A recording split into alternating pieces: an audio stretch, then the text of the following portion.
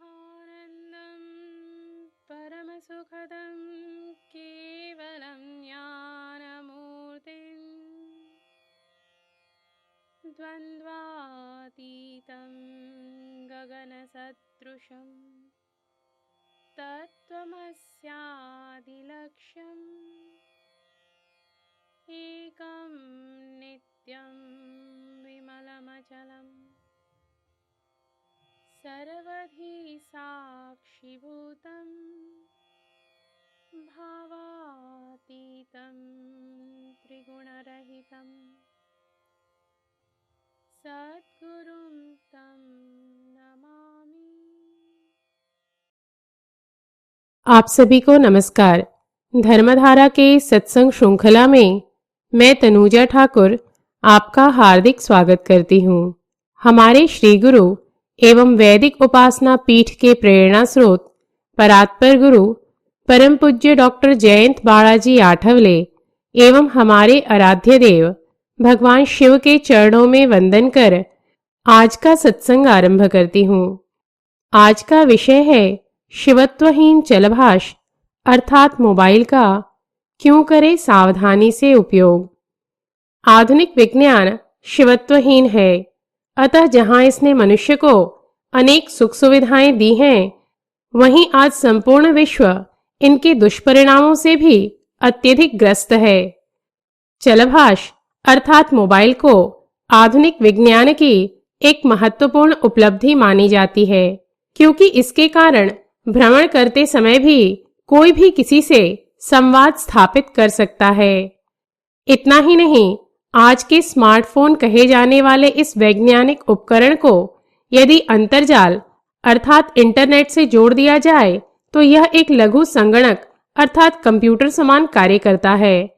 अतः इसके लाभ को नकारा भी नहीं जा सकता है, किंतु धर्माचरण एवं विवेक के अभाव में आज संपूर्ण विश्व में इसके दुरुपयोग से अनेक प्रकार के शारीरिक, मानसिक और सामाजिक समस्याएं निर्माण हो रही हैं, जो चिकित्सकों एवं समाज शास्त्रियों के लिए चिंता का विषय बन गया है। वस्तुतः आध्यात्मिक दृष्टि से तो सभी आधुनिक वैज्ञानिक उपकरण शिवत्वहीन है, अतः ये सभी सूक्ष्म काली शक्ति प्रक्षेपित करती हैं और विशेषकर चलभाष से निकलने वाली काली शक्ति मायावी होने के कारण इसका प्रसार भी अत्यधिक द्रुत गति से संपूर्ण विश्व में हुआ है तथा धर्मविहीन सामान्य व्यक्ति कब इसका दुरुपयोग आरंभ कर दे यह उसे भी ज्ञात नहीं होता। फलस्वरूप इसके दुरुपयोग से किस प्रकार की हानि हो रही है एवं इसका उपयोग करते समय किन तथ्यों का ध्यान रखना चाहिए, इसके विषय में आज जानकारी देना अति आवश्यक जान पड़ा। चलभाष से अत्यंत हानिकारक स्पंदन निकलते हैं। वैज्ञानिकों ने इसे प्रमाणित कर दिया है।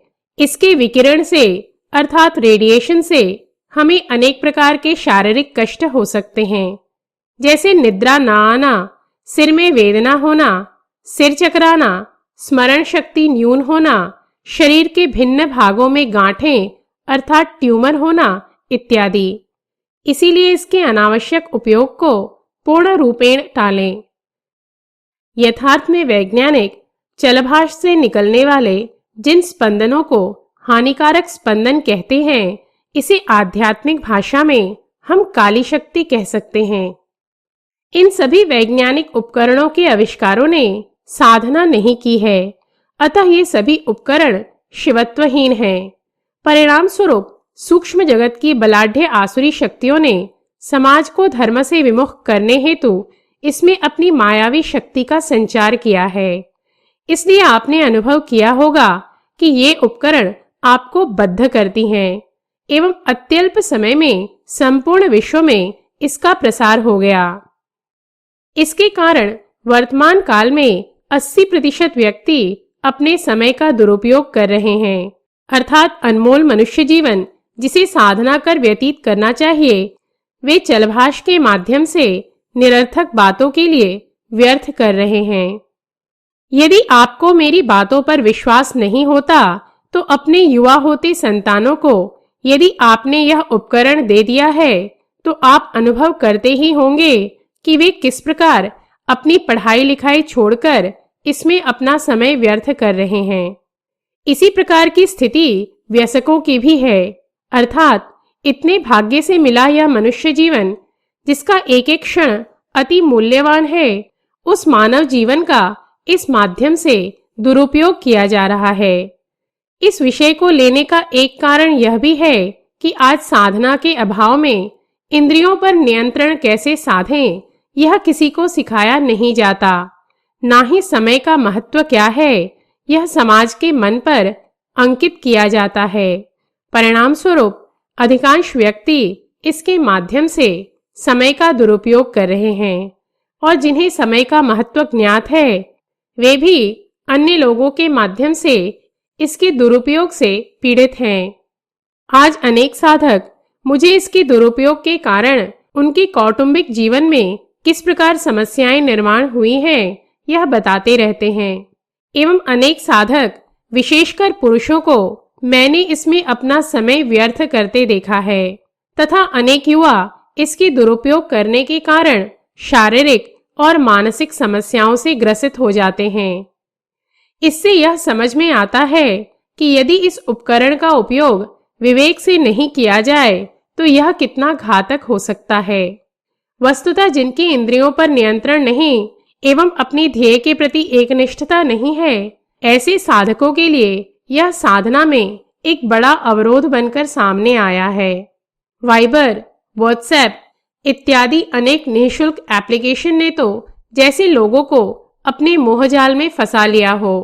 सबसे दुख की बात यह है कि उच्च शिक्षित वर्ग भी इसका उपयोग विवेकहीन होकर कर रहे हैं, और यह सब इससे प्रक्षेपित होने वाली सूक्ष्म मायावी शक्तियों का ही प्रभाव है, क्योंकि साधना नहीं करने के कारण वे इन उपकरणों के माध्यम से निकलने वाली मायावी शक्तियों से अनभिज्ञ होते हैं। जब तक कोई व्यक्ति संत पद पर आसीन न हो जाए, तब तक निद्रा एक तमोगुणी कृति होती है। ऐसे में सोते समय चलभाष को शयन कक्ष में रखना टालना चाहिए, और यदि रखना ही हो तो उसे बंद कर अर्थात पावर ऑफ कर रखें। यदि सवेरे उठने हेतु आपको अलार्म की आवश्यकता होती है तो पूर्व समान सवेरे उठने हेतु अलार्म वाली घड़ी लगाकर ही सोना अधिक उचित होगा। यदि चलभाष को सोते समय कोई साधक अपने सिर के आसपास रखता है तो चलभाष से प्रक्षेपित होने वाली रजतम प्रधान विद्युतीय चुंबकीय विकिरण अर्थात इलेक्ट्रोमैग्नेटिक रेडिएशन साधकों की निद्रा में अर्थात अंतर्मन में चलने वाले नामजप की शक्ति को न्यून कर उनके सत्व प्रधान कवच को क्षीण करती है। फलस्वरूप चलभाष के विकिरण से रात्रि में शरीर एवं मन पर सर्वाधिक प्रमाण में नकारात्मक प्रभाव पड़ता है। अतः रात्रि में इसे अपने शयन कक्ष में रखना पूर्णतः टालें। आजकल सवेरे उठने के पश्चात अनेक लोग एक अयोग्य कृति करते हैं। वे प्रातःकाल उठने के पश्चात ईशवंदना एवं करदर्शन के स्थान पर चलभाष पर लघु संदेश अर्थात SMS या व्हाट्सएप या फेसबुक, ट्विटर, वाइबर इत्यादि देखते हैं। वस्तुतः उठने के पश्चात सर्वप्रथम चलभाष की स्क्रीन को नहीं देखना चाहिए। इससे हमारे नेत्र ज्योति को अत्यधिक हानि पहुंचती है, और यह तथ्य वैज्ञानिक शोधों में प्रमाणित हो चुका है। वर्तमान काल में प्रचलित अति आधुनिक कहे जाने वाले स्मार्टफोन से सर्वाधिक प्रमाण में विकिरण अर्थात रेडिएशन होता है, जो निद्रा से जागने पर उसे त्वरित देखने से नेत्रों की ज्योति को इतनी क्षति पहुंचा सकती है कि यदि प्रतिदिन सवेरे इस प्रकार कोई व्यक्ति यह नियमित अनेक वर्षों तक करता रहे तो भविष्य में उसकी नेत्र की ज्योति भी जा सकती है। विडंबना यह है कि संवाद साधने का यह उपकरण आज संपूर्ण विश्व में अपने साथ रह रहे कुटुंब के सदस्यों से संवाद साधने में सबसे बड़ा अवरोधक बन गया है। घर के सभी सदस्यों ने जब एक साथ बैठकर वार्तालाप करना चाहिए तो ऐसे में वे अपने अपने चलभाष पर व्यस्त रहते हैं और प्रतिदिन कम से कम 4 से 5 घंटे का समय इसमें व्यतीत करते हैं। ऐसा एक सर्वेक्षण में सामने आया है। परिणाम स्वरूप घर पर साथ रहने पर भी कुटुंब के सदस्य एक दूसरे से वार्तालाप नहीं करते हैं। विकसित देशों में चलभाष के कारण निर्माण होने वाले कौटुंबिक दूरियां समाज शास्त्रियों के लिए एक चिंता का विषय बन चुका है। मैं देश विदेश में ऐसे कितने ही दंपतियों से मिल चुकी हूँ जिनमें आपसी संवाद नहीं होने का मुख्य कारण चलभाष एवं उसके भिन्न एप्लीकेशन हैं। विशेषकर अनेक स्त्रियों ने मुझे कहा है कि मेरे पति कार्यालय से आने के पश्चात अपने चलभाष में इतने व्यस्त हो जाते हैं कि हम एक ही कक्ष में रहते हुए भी अनेक दिवसों तक बातें नहीं करते हैं। फलस्वरूप वे अवसाद से पीड़ित हो जाती हैं।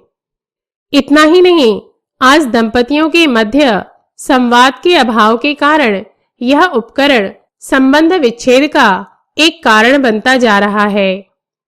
चलभाष में व्यर्थ किए हुए अधिकांश समय का उपयोग अन्य परिणामकारक कार्यों में किया जा सकता है। यह भी समाज को आज समझ में नहीं आता है। इससे इस मायावी उपकरण का प्रभाव किस प्रकार सिर चढ़कर बोल रहा है, यह समझ में आता है। चलभाष का उपयोग शारीरिक, मानसिक एवं आध्यात्मिक तीनों दृष्टि से हानिकारक है और अत्यधिक बोलने के कारण हमारी सकारात्मक ऊर्जा नष्ट होती है, या इसमें लगातार संवाद लिखने के कारण हमारी उंगलियों में कष्ट निर्माण होते हैं। साथ ही हमारा मन अधिकांश समय उसी में लिप्त रहता है। ऐसे में उससे निकलने वाली तमोगुणी काली शक्ति हमारे स्थूल देह एवं मनोदेह में संग्रहित होती रहती है, जो अनेक प्रकार के शारीरिक एवं मानसिक कष्टों को आमंत्रण देते हैं। जुलाई 2015 में मैं जर्मनी में धर्म यात्रा के मध्य एक संगणकीय अभियंता अर्थात कंप्यूटर इंजीनियर से मिली। वे अपने 13 वर्षीय पुत्र को मेरे पास लेकर आए थे, क्योंकि उनके पुत्र का पढ़ाई में मन एकाग्र नहीं हो पा रहा था तथा उसका व्यवहार उग्र होता जा रहा था, जो उनके लिए चिंता का विषय था।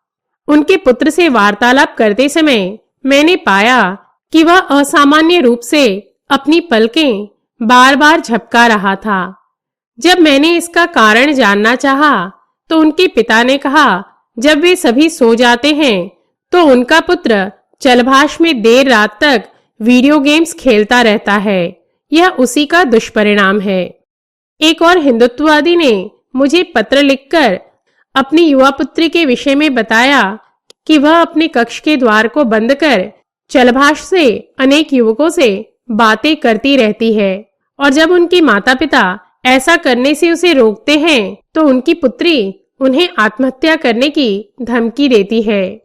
सबसे चिंताजनक तथ्य यह है कि आधुनिक चलभाष ने युवा पीढ़ी को अश्लीलता की ओर प्रवृत्त किया है। एक सर्वेक्षण अनुसार इसके माध्यम से सर्वाधिक प्रमाण में युवा वर्ग द्वारा अश्लील जालस्थान अर्थात पॉर्न साइट्स देखे जाते हैं। धर्म यात्रा के मध्य ख्रिस्ताब्द 2012 में मैं गुजरात में एक व्यक्ति के घर जब रुकी थी तो ज्ञात हुआ कि उनकी ज्येष्ठ पुत्री को अत्यधिक आध्यात्मिक कष्ट है। उस पर आध्यात्मिक उपाय हो, इस हेतु मैंने उसे अपने कक्ष में सुलाया था। जब मध्य रात्रि मेरी नींद खुली तो मैंने पाया कि वह अश्लील जालस्थान देख रही थी। इस प्रकार चलभाष ने सर्वाधिक प्रमाण में युवाओं को दिशा भ्रमित किया है। जब चलभाष की बैटरी समाप्त होने पर हो तो उससे सर्वाधिक प्रमाण में विकिरण अर्थात रेडिएशन होता है। अतः ऐसे समय में चलभाष का उपयोग पूर्णतः टालें और ना ही शयन कक्ष में जब आप सो रहे हैं तब उसे चार्ज करें। चलभाष का उपयोग जब अत्यधिक आवश्यक हो तो ही करें।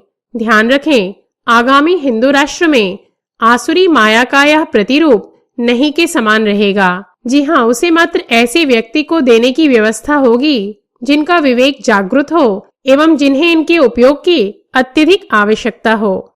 साथ ही थोड़े समय में ही जो तृतीय विश्व युद्ध आरंभ होने वाला है, इसमें चलभाष निर्माण करने वाले देशों में प्रचंड प्रमाण में विध्वंस होगा। अतः स्वाभाविक है कि आने वाले काल में यह यंत्र सहज उपलब्ध नहीं हो पाएगा। वैसे भी आने वाले ईश्वरीय राज्य में साधक अपनी सूक्ष्म इंद्रियों की सहायता से संवाद साधने में सक्षम होंगे, अतः इसकी उपयोगिता स्वतः ही क्षीण हो जाएगी।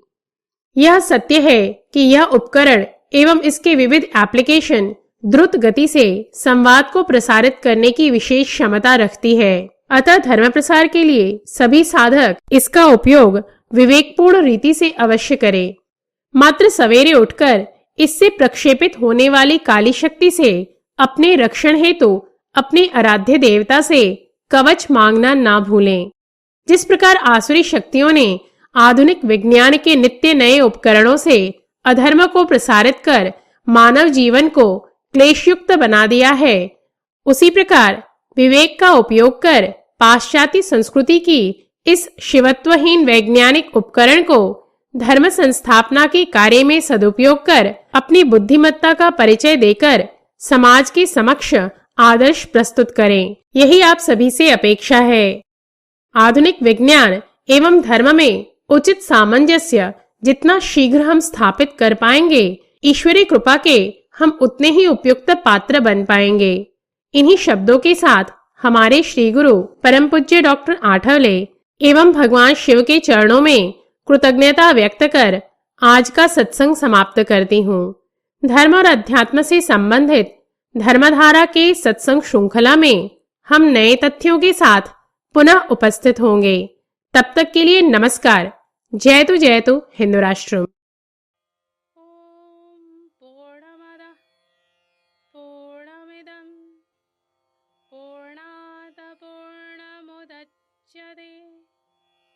पूर्णस्य पूर्णमादाय पूर्णमेवावशिष्यते।